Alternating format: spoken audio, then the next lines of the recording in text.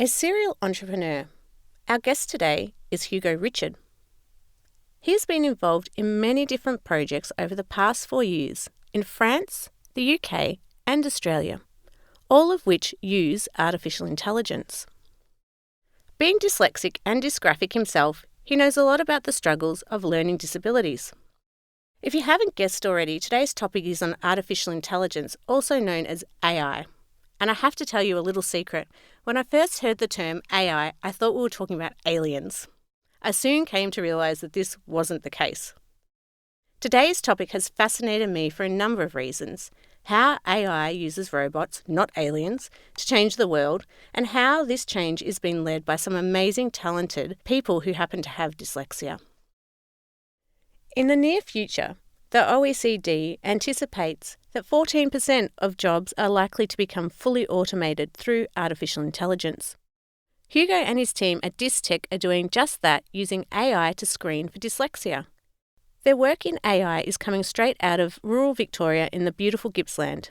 It's so exciting to see this type of creativity and technology coming out of the region, and I hope you enjoy this thought-provoking interview today. Welcome to the show today, Hugo. Thank you. Thanks for having me. So you have set up a number of startups around the world, really, in France, the UK, and now Australia. So how did that all come about? Oh, wow. I actually don't really know. What I know is that so 4 years ago when I came to Australia, I actually went to a conference where, there were successful entrepreneurs talking, and then I happened to sit next to that guy, and then I happened to talk to him, and he was from Pakistan, and at that time he was my age, so 21, and he just sold his company $5 million, and he's from Pakistan. So I already had a tilt in my head saying, well, maybe I can do something like this and, change, do something bigger than me. And so this is where I really kind of started the entrepreneur journey. It's a long journey, isn't it? Yeah. And that's funny that you mentioned alien, because I remember I was in London, I was at an expo, and then I had this conversation with that guy, and he was an engineer, and so I talked about AI and all that sort of thing. And at the end of the conversation, he said to me, well, hang on, is AI agriculture industry? And then I was like, no, wrong subject. So, yeah. So I need to be clear at the beginning that it's not aliens, it's artificial intelligence. And we'll use AI as an acronym for it. Yes. So when we first met, we shared our stories about being dyslexic and our different journeys, and I found out about you in a newspaper article. So what was it like for you growing up at school and then starting in this area of entrepreneurship? Well, when I am dyslexic, but I was also, I am also dysgraphic. And so when I started primary school, I just couldn't read and write. So, the both major skill to have when you go to primary school, I didn't have them. And so for about 2 years, obviously, the teacher were saying to mom that, I was lazy and then I needed to do more, and then all those sorts of things. And then after 2 years, mom actually figure out that there were really something wrong, and it's not going to go away. And so she booked me with a speech pathologist, and well, here we go, dyslexia and dysgraphia. So I've actually spent 2 years every week with a speech pathologist to learn how to read and write. And I'm still a terrible writer. But yeah, I think I've been lucky. Because, I've met a lot of people who didn't have that chance to, be diagnosed and go through a program and all that sort of thing. So, but yeah, it was pretty tough when I very first started. And obviously school didn't really match with me. So in my way of learning and things like that. So, I dropped out of school pretty early. And yeah, so it was pretty tough, I would say. Yeah. So you grew up in France. Yeah. So it's great that you were diagnosed at such a young age, because in Australia it's still lacking Yeah. that opportunity to be assessed early and then to have proper intervention. So unless your parents can afford to give you that speech therapy you need every week, a lot of children miss out on those opportunities. Absolutely. Yeah. Yeah. And I mean, that's why, we do what we do at Dystech. The thing is, you have a massive unbalance between, supply and demand. So there's much more people with dyslexia than there is people able to assess or, run program for people with dyslexia. So, slowly but surely, hopefully we can work towards bringing back the balance, equilibrium within that industry. But yeah, I think we've got the technology to do that. So you moved to Australia 4 years ago. Was that to set up your company Dystech that we're going to talk about today with our listeners? Absolutely not. So I dropped out of school pretty early. So I've got a small academic background in printing. So I was in France. I was doing night shift as a printer, and then I kind of wanted to do something else somewhere else. And so I've started sending my resume all around the world, and I just happened to obtain a job in Australia. So wow. sold everything and then flew to Australia, and then so it was really not.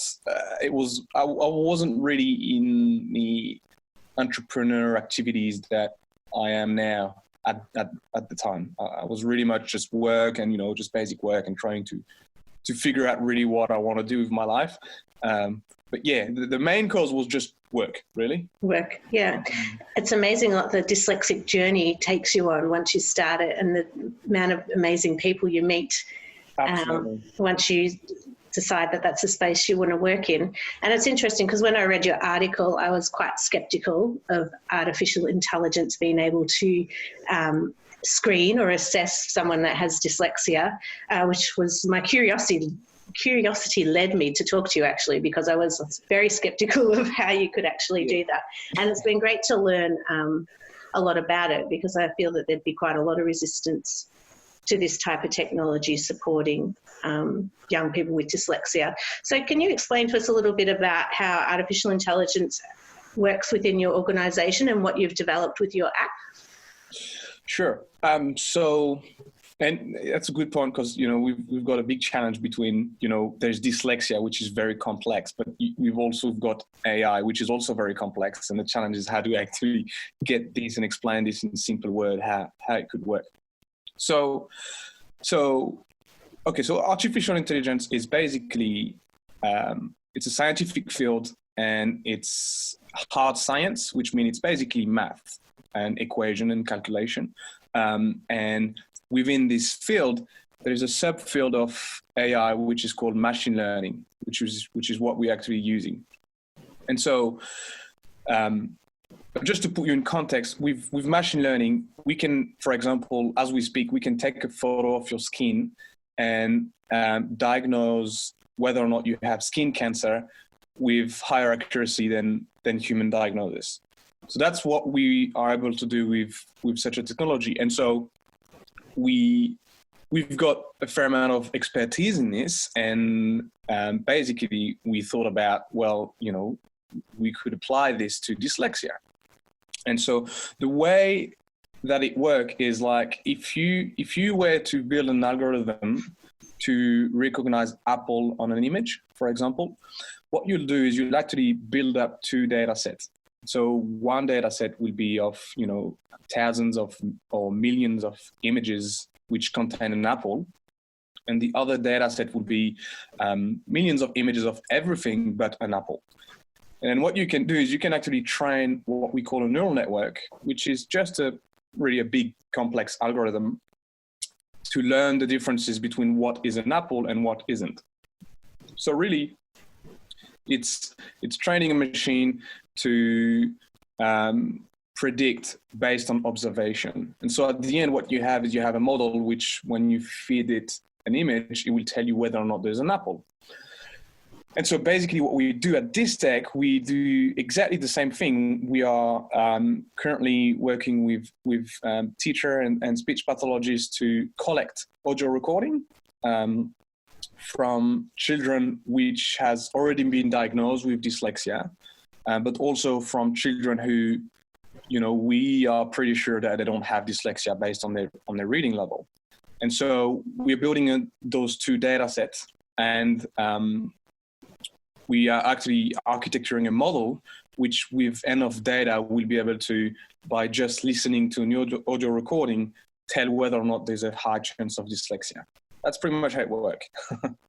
It's fascinating to think that a machine will be able to diagnose screen when it takes a good 6 hours for someone to be assessed through a neuropsychologist at the moment, by the time you collect their medical history, do the assessment, and then provide that feedback. So it sounds like it would be a very quick way of gauging what's happening for somebody. Yeah. It's a small step forward to bringing back the balance between, supply and demand. And I mean, we've talked to many teachers, and I'm pretty sure you have to, Shay. And it's like you don't have time when you have 30 child, you have them only for 1 year. As a teacher, it's physically impossible for you to, take time for every single student to try and figure this out. It's just, it requires way too much expertise and background and a lot of time. So most of the time it's just time for teacher. And so, if you can have a model that can actually tell you whether or not there's a high chance of dyslexia in like 10 minutes, well, you can arm teacher with such a tool, and then, because obviously that being aware is half the battle. So yeah, that's really the goal of helping adults, being aware as soon as possible. Yeah. So with the AI at the moment, it's just a purely screening for reading differences compared to the normal, we'll say, neurotypical population versus someone that's got a reading difficulty. Is that how it's picking it up at the moment? Yes. So if a child has hearing impairment and this child may have trouble reading, what the assessment will do is it will actually tell you that there's a very low chance of dyslexia, because it's actually not dyslexia, it's something else. So that's one thing that the assessment will do. It will actually remove or validate the dyslexia. So, that's one thing that it do. The other thing which the app would be able to do, and it's somehow it could be contradictory to what dyslexia is, because as you know, it's a lifelong disorder. So you're dyslexic when you're born, and then you'll be dyslexic when you die. So it's like whether or not you can read and you run through a program and you read much better and you're fluent in reading, you still have dyslexia. But the thing is, the assessment that we do is based on observation. So it's basically what we can observe of dyslexia, and in this case, it's actually reading. So if someone has dyslexia and work a lot on its reading ability, the assessment will actually change a little bit. So you'll still be dyslexic, but you will see a differences between the severity of the assessment and towards a more mild dyslexia. And so what we can do is we can actually also measure the improvement of a child if that child has been run through a program.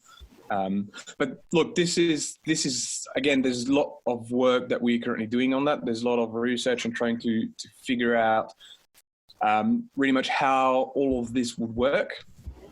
So we're talking to literacy experts to actually try and get their feedback on this.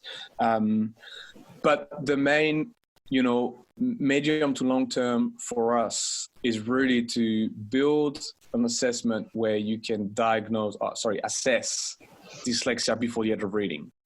And a way we could do this is to design a game and collect data and try and follow this child when they're at age of reading, see whether or not they're dyslexic, and try and see if we've actually picked up some patterns throughout their game before the age of reading, and see whether or not there's something that, differentiate children with dyslexia and children without. But that's further down the line. But that's the goal. That's fascinating. Have you had any pushback? Because, I think what you're looking at is the root cause, which is a pure reading disability or disorder, but which has multiple impacts on us day to day that people don't always understand, because it can impact our organisation skills, time management. We get our lefts and rights confused. There's a number of different characteristics that you can have when you're dyslexic. And within the Australian context, there's people that are pro advances in technology. There are some people that are still stuck on we need to be putting phonics into schools and that's all we should be doing. Versus, by the time you get to the workplace, there's nothing at all. So there's all these different things happening in Australia. So what's the reception been like from people? Sure. Look, when you come to someone and say, well, a machine can do this, and this specific task that's been done by the machine has been done by, neuroscientists, psychologists, speech pathologists, and literacy experts for years, it's not easy. And especially because we actually don't have any neuroscience or psychology background in the team. No, I noticed that. Yeah. It's very hard for us to explain that we don't need this background for what we do. And so, look, we've had some very positive and supportive people that we've talked to, professional and teacher, and we've got a lot of parents also. But obviously, some of them, and most of it are professional, they, sometimes they're very negative and reluctant on their approach, which is fair enough. And, we just have to better work on the message that we put to the universe. But, most of the time, we've been contacted by the government and all different organizations, and then they're asking us about the research paper, like what research are you doing, and like what is your approach based on? Can you provide us with existing paper? And the thing is, what's happening is, dyslexia has been, researched in, neuroscience and speech pathology and psychology. And so you've got a lot of paper on this, and it's all about dyslexia. But the thing with AI is you've got a lot of paper, but the application is so wide. You've got self-driving car, face recognition, smart contract, all those sorts of things, and it's all using the same technology. So we don't have paper to show people. And actually, there's one paper from the University of Israel, I think, where they've actually scanned brain of dyslexic, and they've trained a neural network using AI to predict dyslexia, and I think they had about 80% chance of 80% accuracy. So it's been happening already, but we've brain scanned. Yeah. And what we do is we just say, well, brain scan is not really usable, and it's not really, you can't really. It's not accessible. It's not really accessible. So what we said is, well, we can do this with audio. So. Yeah, that's why when I said before that I was sceptical initially, coming from a speech pathology background and a research background, is where was the research? But for me, I guess it's, thinking outside the box, and which we do as dyslexics, and leading the way in providing better access for young people to be able to be screened at least early, so they can then go and have an official diagnosis, or if they need it. And I think because you're linked with so many universities, you're trying to build that research, which is a key component to, I think, the work that you're doing. Yeah. And look, and again, the thing is, we've got nothing to sell yet. So we're not selling anything. We're just saying, well, here's the approach. Here's the problem that we're solving. We're currently collecting data. And, at the end of the day, when we're going to have a model which will assess dyslexia, first of all, it's not going to be 100% accurate. You can't have something which is 100% accurate. And secondly, we're going to say, we're going to let people being aware that it's not 100%. It's like, we've got a 90% or 95% chance of accuracy, but, it's actually better than nothing. And further down the line, we would probably put this assessment in the hands of, independent research center, so that they can test and, do their own report regardless of us being involved. And they can come back with some official report about, well, it's actually accurate and all that sort of thing. So, yeah, and we completely understand that, in order for such a thing to be used in real life situation, there's a big step for us towards, gain this accreditation from, existing scientific bodies or, existing organization who work in the industry. But the thing is, it's very, very, very, very easy to prove that the assessment we have work. And the reason for that is because it's math. So it's like, let's say we have a model and, we have 10,000 audio recording of children, which we know have been diagnosed with dyslexia. We can actually test this model on the 10,000 audio recording. And then we just do, we just do the average. And at the end, we can say, well, out of 10,000, we've got 95% of correct answer.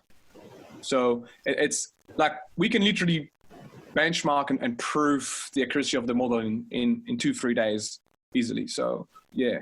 Yeah, it's so exciting to see this type of technology coming out, and coming out of regional Victoria too, in the beautiful Gippsland area, which I also love, and I'm really excited that we're able to promote such amazing local products coming out of regional areas.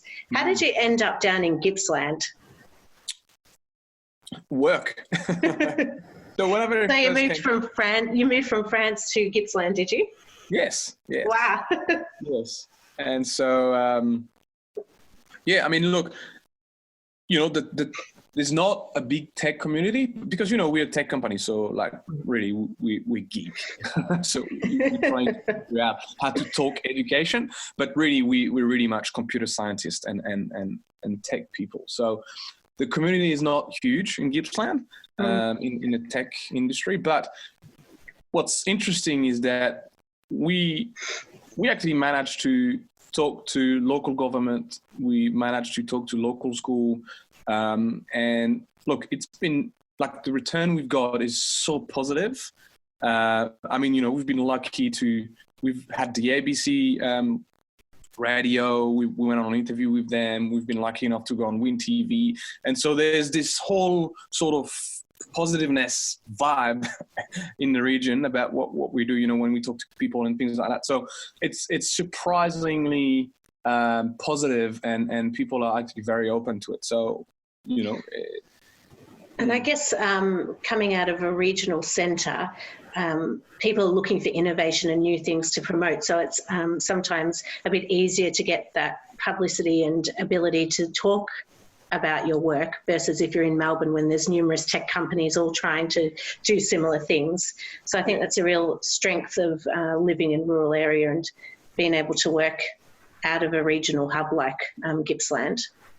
Yeah, absolutely. 100% agree. And also, look, you've been lucky enough to get some government funding, and we work with Federation University here in Churchill in Gippsland. So it's a very small world, and the good thing about having a small world is that it's easy to bounce idea around and get to the people that you need to know and things like that. So it's been very positive so far. That's great. And I do love Gippsland. It's one of our central regional hubs. So on a personal level, what have you had some of the biggest challenges for you in this space, being dyslexic and dysgraphic? I mean, generally we talk to our speakers around some of the challenges they face and what are some of the strategies they use to support them in their work. So, I mean, my research that's coming out shows that entrepreneurs, although self-employed, are the happiest in the research I'm currently doing in my PhD. So what are some of the strategies that help you manage day to day? Have you ever had to think about it? I haven't, but look, I'm okay. So here's what I'm terrible at. I'm terrible at admin. I'm very, very disorganized, and I'm terrible at grammar and spelling.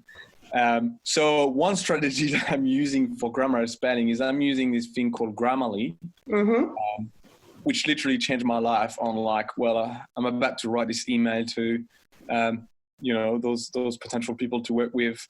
I better make sure that, there's not too much of a mistake in my text. So I'm using this in regards to, because what we're doing is new and does not exist, we challenge on, we have this plan, and then and the next day, we're actually not going this way, we're going the other way, and then it's actually not blue, it's red, and then, you've got all those new things, and so you need to be extremely flexible onto, what you do, and so look, to-do list has been my life saver. A to-do list, did you say? Yeah, the to-do list. And look, I'm using Siri a lot. So, a smart assistant like, Google Home. As soon as I've got something that I need to do, I'm just saying, Siri, create an event in my calendar, or, remind me to do this. And that's wow. So it can create an event for you? I'm going to have to start using Siri because I can't live without my electronic calendar, and I've been terrible lately at leaving my phone everywhere and not having it with me, and then I'm just so lost because I don't have anything like organized or listed somewhere, so I know what I'm doing. Yeah, me too. Look, I've got calendar is also a big part, but yeah, look, Siri is a very fast and easy way to just remember stuff, and you just talk to it, and so it's been something I'm using every day, I think. Just to put the bean at. So it's like the thing that you forgot, and then your phone is actually here for you. So yeah, I think I need a watch that says to me, "Have you got your phone?" So that Siri could say to me, "Have you got your phone?" Now, because I'm just so busy, I have to sit before I walk out the door and go, "Have I got my laptop? Have I got my iPad? I've got go through that checklist," because otherwise, inevitably, I'm leaving something.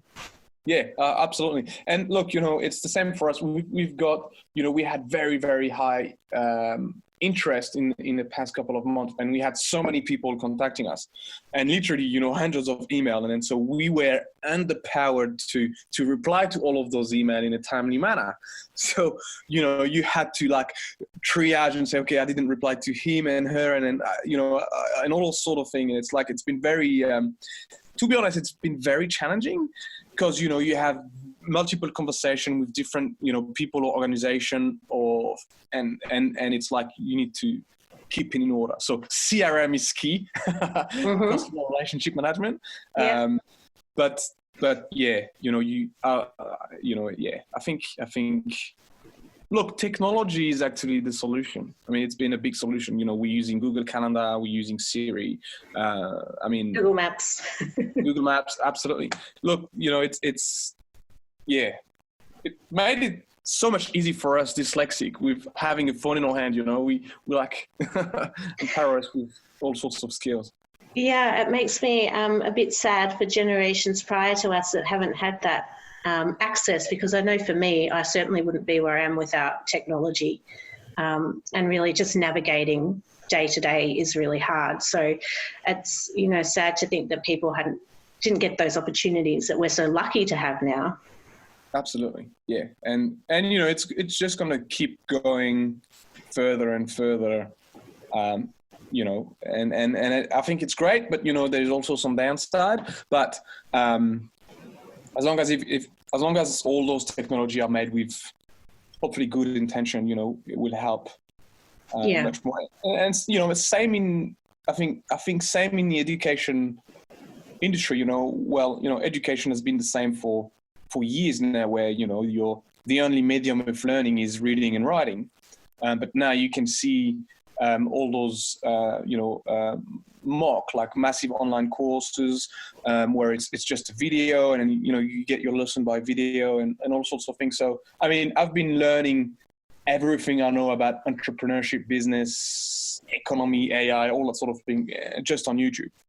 Like, if you want to learn how to grow strawberry, you go on YouTube and you type how to grow strawberry, and that's it. You know how to grow strawberry in 4 minutes.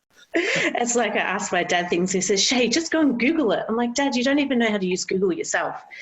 So that's his, just go and look it up online now, which is an amazing thing. I find online learning a bit challenging because I like to be able to talk to people and get their thoughts and bounce ideas off people. But it's an excellent way now. It opens up doors for people that never had that opportunity before.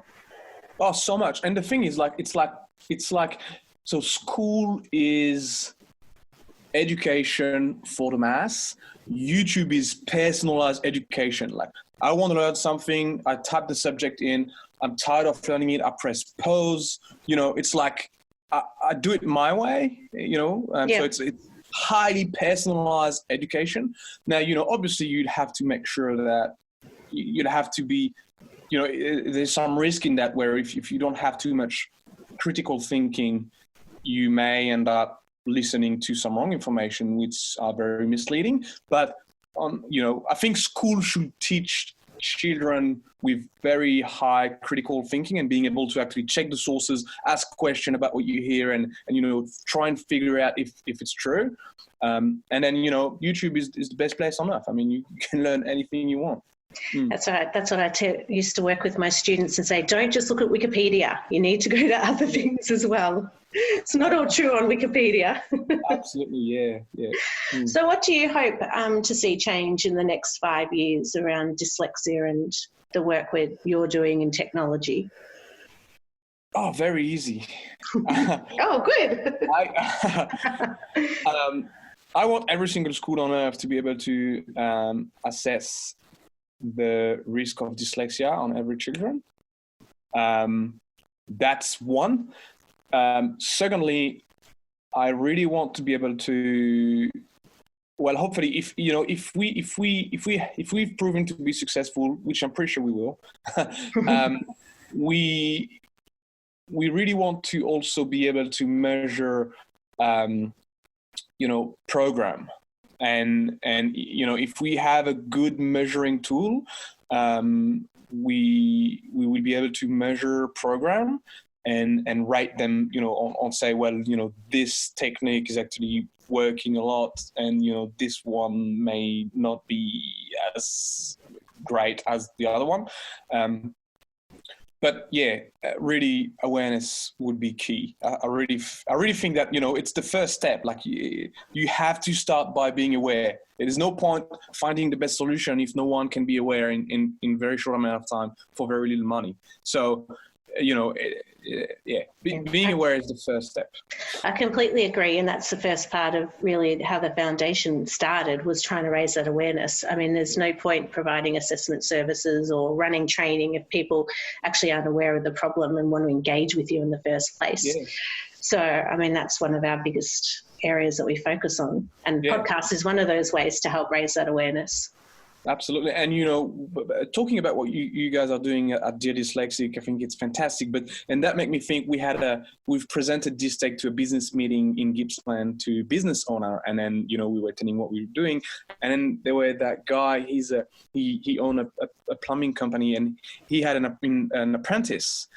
And he was, obviously he wasn't really, he was pretty poor, so he couldn't afford to do a diagnosis for dyslexia, and he just couldn't read and couldn't write. And so he paid for his diagnosis, and now he's 100% dyslexic. And he just now, it's like, that's it. He's got this thing now where he knows and he actually worked on it, and he's just a different person. And so it's very interesting to see employer to actually, figure out that, well, maybe, there's something wrong, and, we can actually leverage this, because what we need to think of is that, dyslexic people are very talented people, and so if you know how to leverage someone with dyslexia for your organization, then, you're probably going to want to hire just dyslexic people at the end. But it's like seriously, if you take the stats, and you know that, like, if you take the stats of people with dyslexia, it's on the extreme. So it's like either most of them are in jail, or most of them work at NASA, are self-made millionaire or billionaire or very successful entrepreneur. So it's like we are in the extreme. And the thing is, the bad extreme of, being in jail and being not a good citizen and things like that, it's only due to education. It's just because, you don't have your place at school. And so the best way for you to be part of something in society is, it's easy to do crime. So yeah. And some of the smartest criminals have learned really important strategies for the streets. We were talking to, we had a presentation at the prisons the other week, and we were talking about entrepreneurial skills, or the strengths, and how when people in the corrections are going back to be educated and they can access TAFE through the prison system, that, it's looking at their strengths, and they didn't get there. They've clearly got some strengths. They might be street smarts, they might be good at business or maths, and it's trying to draw on those strengths that they have to re-engage them in the education system. Yeah, absolutely. And, I think, I'm not sure. I don't know if it's because, like, we've started Dystech and I've actually started educating myself about dyslexia. Because, like, I literally, like 2 years ago, I knew I was dyslexic, but it was completely out of my mind. I was just living my life, doing my things. And then, so we started Dystech, and then I was like, okay, I'm just going to have to educate myself about dyslexia and what it is. And I've learned so much thing about myself, like why I'm doing things such a way, and why I'm, like, not good at focus and all that sort of thing. And I've learned so much, and I was like, oh, hang on, that's why. And then, and so I don't know if it's me, but and maybe because now we've got a big network of people involved in dyslexia, and, we talk to yourself and other foundation and other advocate. I don't know, but I think it's something that's now, we actually, my view on that is that we're actually talking more and more about it. But it's maybe whether or not it's my own bubble that I'm talking, we're talking a lot to people in the industry, but I think there is this sort of movement where people start to get a clue about, okay, well, this thing exists, and it's actually around, on average, about 20% of the population, something like that, which is more than the population of China. So maybe we should try to actually get a clue of what those type of individuals are doing in society, and how we can actually do something about it. So yeah, and I think you're right, there is starting to be a groundswell. Is that the right term? There's starting to be a movement in Australia. Yeah. It's starting to happen, and it's a really exciting time, I think, to be working in this space and trying to ensure that everyone has the opportunities that we've got to have, so that they can have positive lives as well. Yeah, definitely. Is there anything else you'd like to say to our audience before we wrap it up today? Well, yes, you have the technology to assess dyslexia. We just have to trial and error, and then at some point we'll be able to to have something to assess dyslexia. And if you take artificial intelligence, I mean, most of the people have heard of it, either in the news or some new product using the technology, and you can have an idea of the impact that AI had on society in the past 5 years. And we just have to take this technology and put it towards dyslexia, and it's going to work. So, yeah. Well, thank you so much for coming on the show today, Hugo. It's been a very thought-provoking and educational session, learning more about AI and not aliens, and how we can contribute to changing the world for those that have dyslexia. So thank you so much. Absolutely. Thank you so much for having me, Shay. If you'd like to find out more about Hugo, his story, and all the wonderful work that Dystech are doing through their app, then head to the Dear Dyslexic website. Also, if you haven't already done so yet, make sure you sign up to our mailing list so you can keep up to date with all the work that we are doing at the Foundation. Head to deardyslexic.com. And don't forget, if there's anything you've heard today that you've found distressing, you can contact Beyond Blue 1300 22 4636 or Lifeline 13 11 14. Thanks for listening, and until next time, bye for now.